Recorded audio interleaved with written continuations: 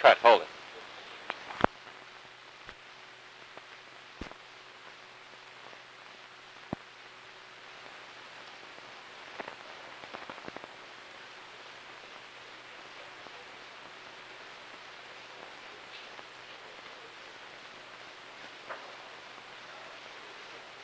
Mr. Boring, what would you say the manpower situation in the United States today in engineering is as compared to Russia?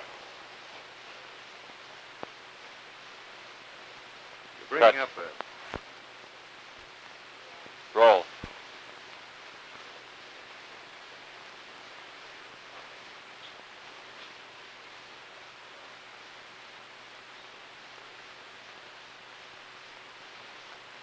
Mr. Boring, what would you say the manpower situation of the United States is today in engineering as compared to Russia? Cut.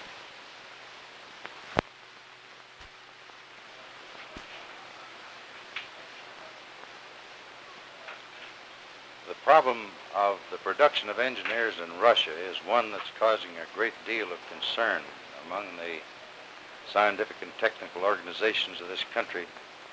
During the past decade, there's been a complete reversal of the number of people produced in these professions between the two countries. In 1950, we graduated in the American colleges of engineering approximately 50,000. That is the number being produced in Russia in 1955. They, in 1950, produced in the neighborhood of 20,000, and we, this year, are producing from the latest available figures, 21,500. Okay. Yeah.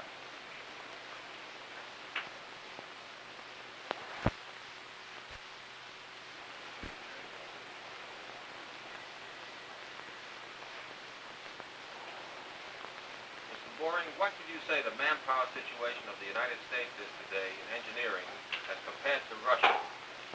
This is a most dangerous situation. In a conflict with Russia, one of our major ways of overcoming the Russian might of the military is by technology. During the past decade, we and the Russians have reversed our situation on the production of numbers. In 1950, we produced 50,000 engineers. This year, 21,000. In 1950, Russia produced 19,000 again, and 50,000 this year.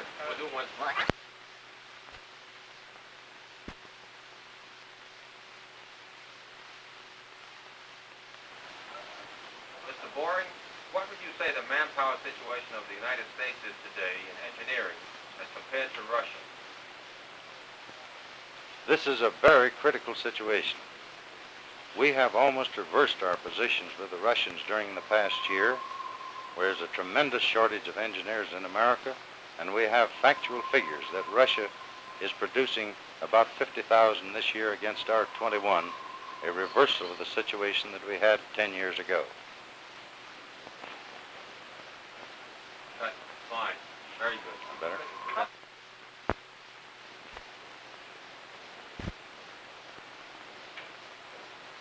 How would you rate the quality? Hold it. Cut.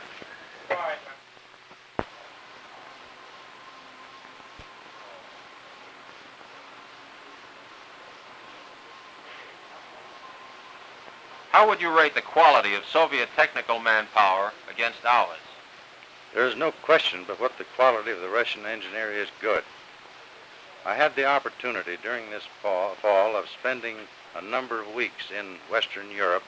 I did not get into Russia, but I had contact with people in Finland, Sweden, and other adjacent countries.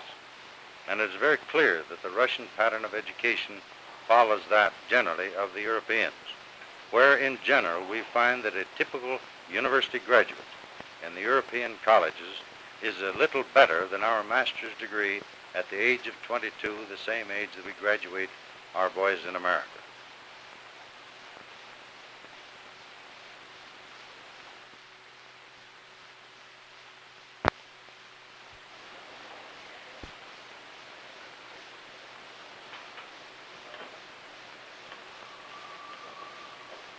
How would you rate the quality of Soviet technical manpower against ours? There's no question that the Soviet technology is excellent. I've had the opportunity during the past several months of visiting Western Europe, where I had an opportunity to ride on Russian airplanes. I rode behind Russian locomotives, saw machinery and other devices, and there's no question but what it is excellent. The educational level is extremely high, as it is throughout Western Europe, as they all follow the same pattern. Cut.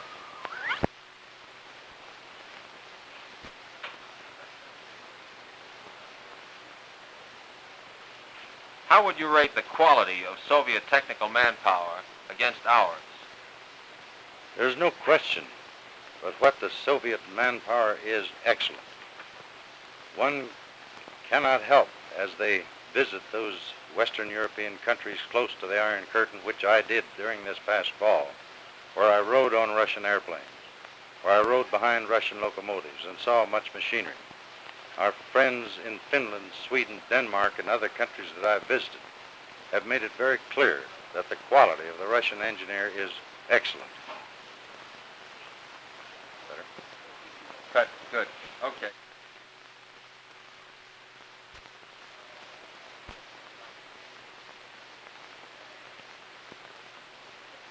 How is General Electric and how are the other large companies doing in meeting their needs for new engineers this year?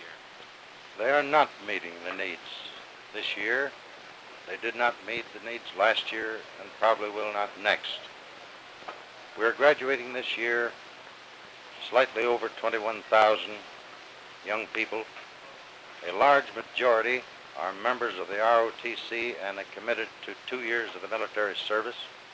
We know, as an example, that the Army will take roughly 3,000, the Navy will take 1,800, the Air Force will take 3,000, or approximately 1/3 of the total supply is committed to the military immediately following graduation. There were over 5,000 companies that have visited the Engineering College of America this year, and by simple arithmetic, one can find that each of the companies will get very small numbers. It is very clear that American industry could not only use the total supply, not including the military, but many more. Cut.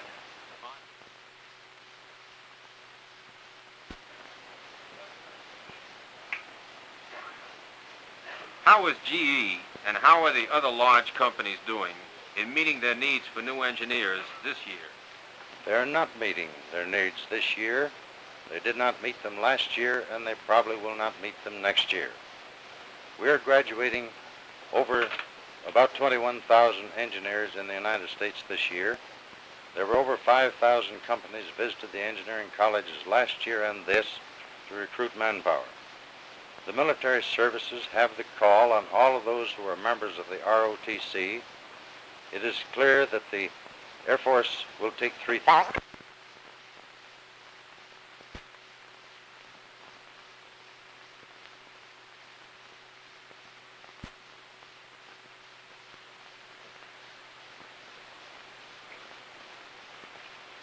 How is GE and how are the other large companies doing in meeting their needs for new engineers this year?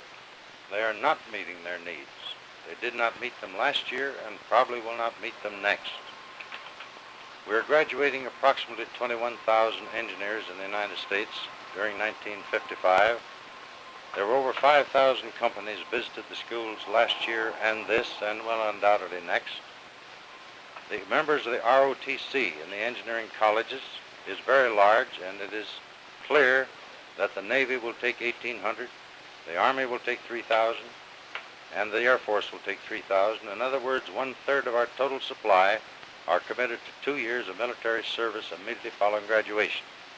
The remainder, the 2/3, are available to the 5,200 companies or thereabouts that need them. A simple arithmetic will tell us that each company will get very small numbers during this particular critical period. Cut.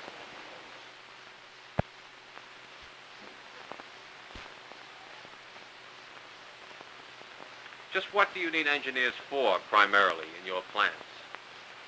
The principal reason, of course, for which we employ engineers is because of their creative ability. Ideas are conceived in the minds of the engineer, and there are a great many steps that are necessary before this particular device or equipment that he has conceived will arrive at his final destination, either for use by the military or for use by the general consumer. He must follow every detail of his idea to see that it is not changed in the manufacturing process. First, he must bring the idea to the drafting board by the supervision of those people in the drafting room who make the picture. Secondly, he must follow the machines through the plant to see that they're built properly, that they operate properly, to see that proper tests are made, to prove to himself that the particular device or equipment is ultimately ready to use by the ultimate consumer. And today, of course, a great deal of that is for the defense of our nation. Cut. Quiet, please.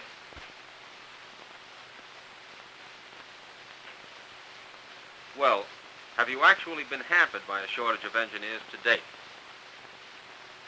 It is very difficult to give a specific concrete number that you are short, because in using your ingenuity, you are able to cover some of the activities quite well.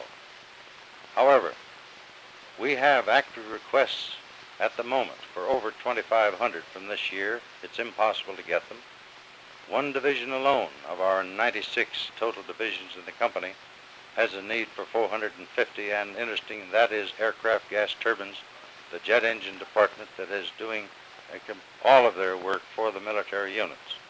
One contract on radar and electronics will require an additional 350 men on just that one contract, and we have many others. In the atomic energy area, the shortage is enormous. Few people have been trained in that direction, and it is a very difficult task to find them. In order to recruit these people, we're making every attempt that we can think of. We're advertising extensively and interviewing in every major city in the United States, as are a great many other organizations. We are going to every separation center where it is permitted to find those people that are coming out of the military as best we can, and we are also contacting by actual visits to all of the 164 accredited engineering colleges in the United States to interview and select those people that we can get for our organization. Cut.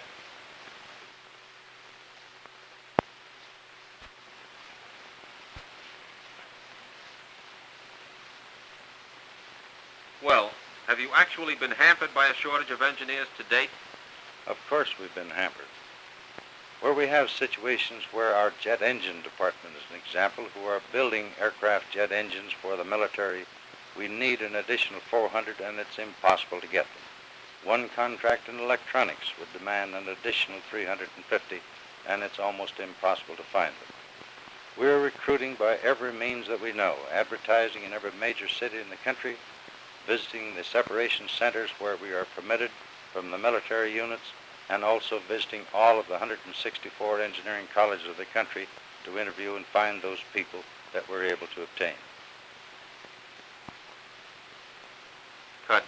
That was excellent.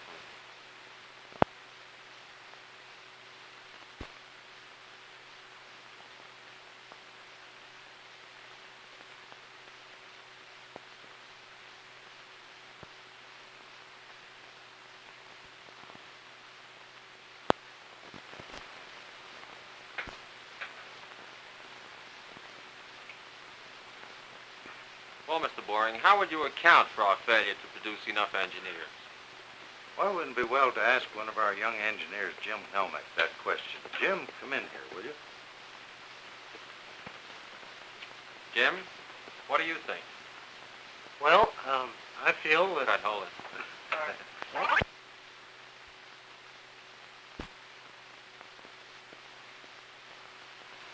Well, Mr. Boring, how do you account for our failure to produce enough young engineers? Why don't we ask one of our young engineers, Jim Helmick, that particular question?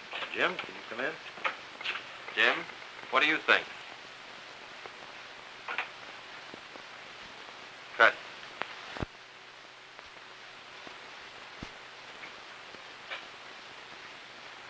Well, Mr. Boring, how would you account for our failure to produce enough engineers? Why don't we let one of our young engineers answer that question? Jim Helmick, will you come in? Jim, what do you think the answer is? Cut.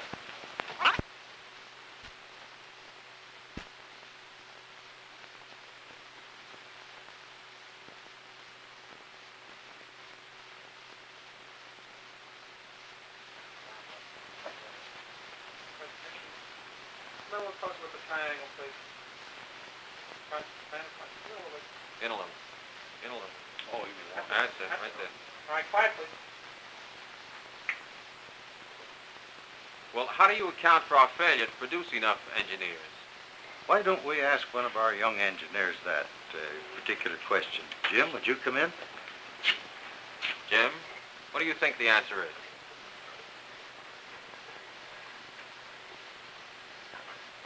Cut.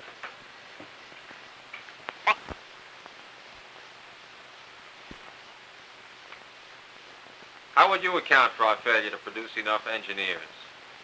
Well, I'm fairly new in the engineering field, but looking back on some of my own experiences, I think we could do a lot more towards getting the young men in high school and college to learn more about the actual engineering jobs.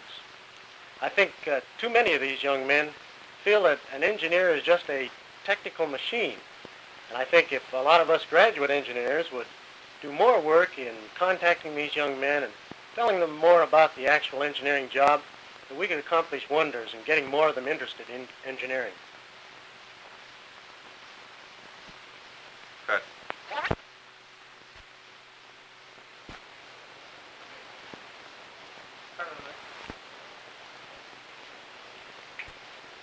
How would you account for our failure to get enough engineers?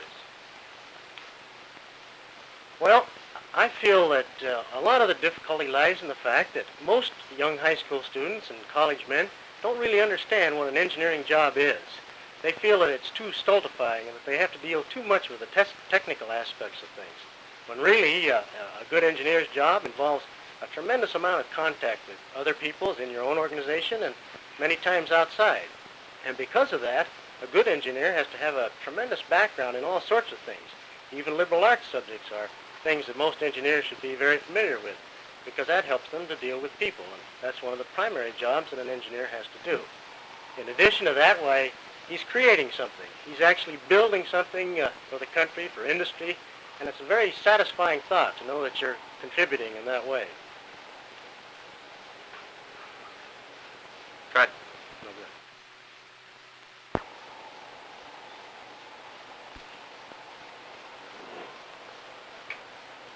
How would you account for our failure to get enough engineers? Well, I feel that a lot of the difficulty is due to a lack of information on the part of the young high school students and college students about just exactly what an engineering job is. I feel that too many of them think that engineering is just all technical, that they don't have any of the broadening aspects that they get in some other kinds of jobs. Naturally, this isn't true. A good engineer has to have a wide background in a lot of things so that he can talk intelligently with a tremendous number of different kinds of people. That's one of his more important jobs. In addition to that, he's doing something creative. He's actually building something that probably contributes to the economy of the country. And I think there's a lot of self-satisfaction in doing work like that. Cut. Very That's good. fine.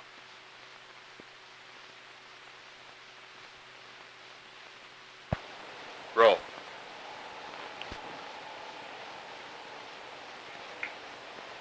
What can we do about the problem? Jim gave a partial answer. Now, cut, hold it. I don't want you to Oh, refer yeah. to... Yeah.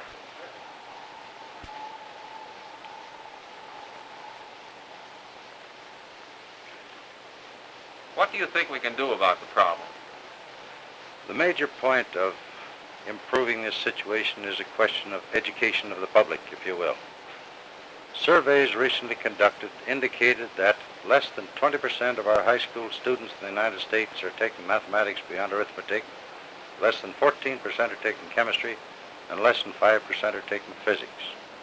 Until our general public understands the critical situation, until we can educate our parents, our kindergarten teachers, and others all along the line to have these young people prepare for these critical positions that are so necessary to the economy and to the safety of our nation, we will have a continued shortage.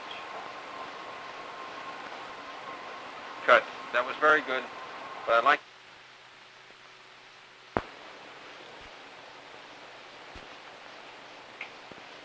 What do you think can be done about the problem? The answer is one of education for the public. Until we have our teachers, our parents understanding this critical situation, when we realize that less than 20% of our young people have taken mathematics beyond arithmetic in the high schools, less than 14% are taking chemistry, less than 5% are taking physics, when we have school situations where we cannot give the courses because of lack of teachers or lack of equipment, where we have overcrowded situations, it is impossible for us to reach the numbers that we need in this nation until the entire American public are back of it. Cut. Roger.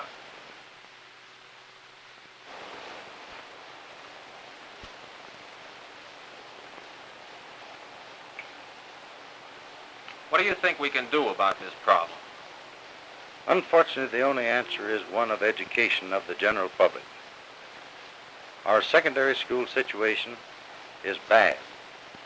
We have found statistically that less than 20% of our high school students are taking mathematics beyond arithmetic, less than 14% are taking chemistry, and less than 5% are taking physics. We can only correct this situation by educating the general public, the parents, the teachers, the school administrators, and others to make them realize that this most critical profession is in danger and that we must take steps immediately to see that these subjects and that the youngsters are given and the youngsters are encouraged to take them so that they are ready for the engineering college. Cut. Even though you stumble a little, I like